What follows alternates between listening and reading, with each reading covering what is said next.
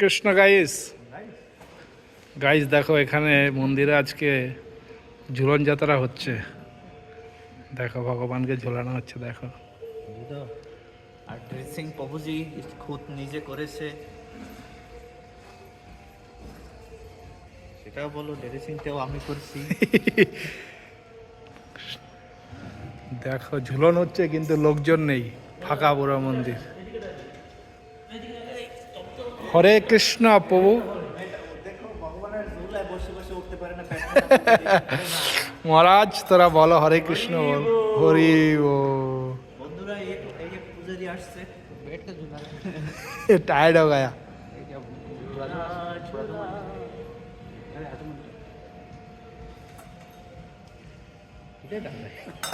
तेरे ऊपर गिरेगा मत।